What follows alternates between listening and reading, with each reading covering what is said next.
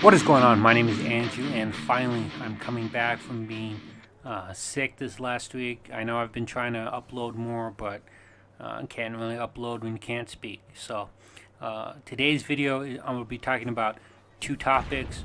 One is how to KEM TDM games, or how to consistently KEM, or get close to consistently KEMing TDM games, and also about the new Onslaught DLC.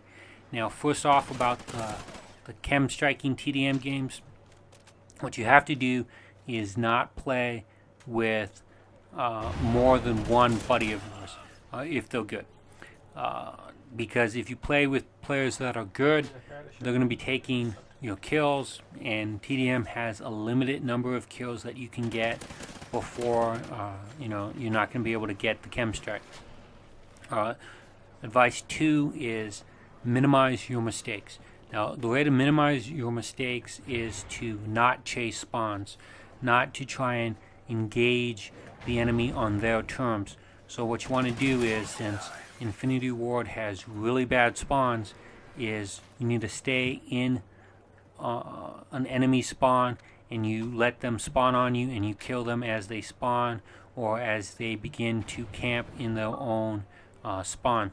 What you don't want to have happen is for them to start to set up the IEDs, set up the thermal horde scopes, and so you want to be killing them as they're unprepared. Now, what you want to do is you want to be defensive in nature but aggressive. All right.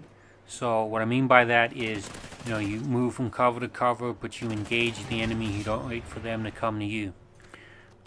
This is pretty much a free-for-all tactic as well. If you play a lot of free-for-all and you want to start KEMing free-for-all, this is also what you would do in free-for-all in order to get KEMs.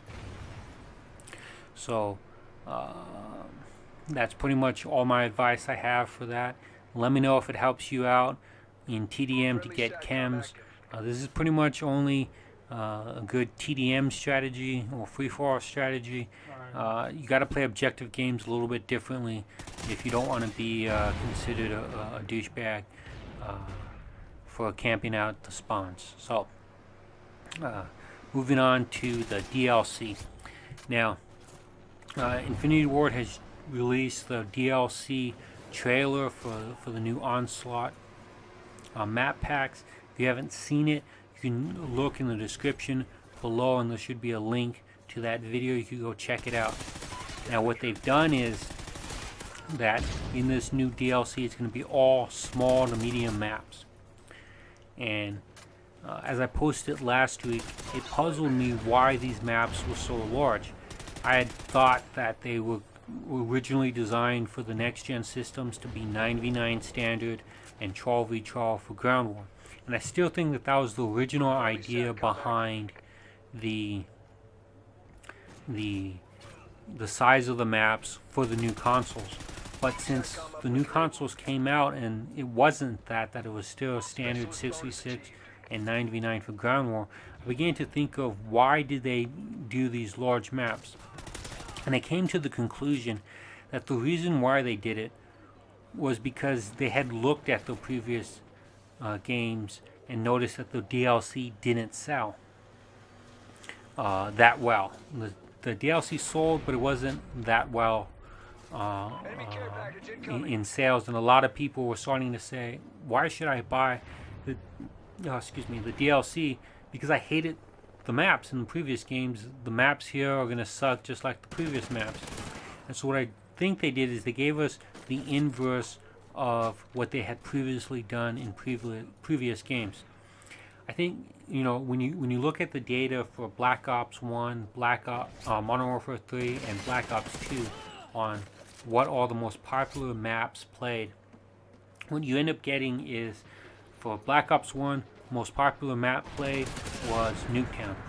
For Modern Warfare 3 was the most popular map, Dome.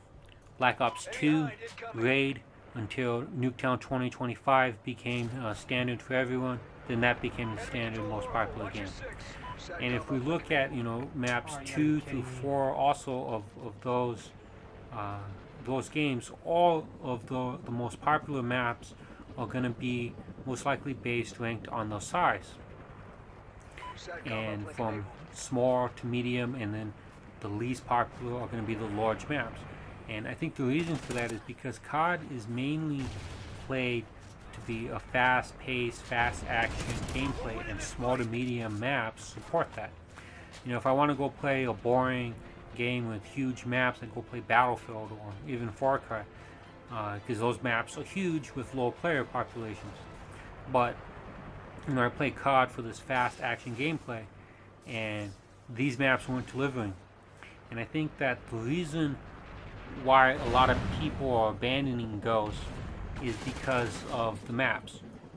Bad spawns are one thing, but illogically large maps are also hurting Ghost. And I think that with these DLC being small to medium maps, they're pretty much forcing us to buy the DLC, or trying to coax us into buying the DLC. Whereas before, people were saying that the DLC wasn't worth it because you didn't get any benefit of it, because most DLCs you had one good map, and what was the good map? Most likely the small or medium map. I know if we look back at MW3, you know, you had Parish being the last good map of that DLC. I think Black Ops 2, you had the Firing Range remake was one of the best maps of the DLC, and so you have, and the Summit remake. So there I pick up the K.E.M, but you know, based off of how COD has been in the past and looking at it now, I'm really questioning the strategy of to go with the large maps first and small to medium DLC later, because I think it turned off too many people. But let me know, what do you think about this move to the smaller maps in the DLC and the large maps at launch? Let me know in the comment section what you think about that. Thanks for watching. I'll do what I think about the DLC gun in a later video. So thanks for watching, as always. See you next time.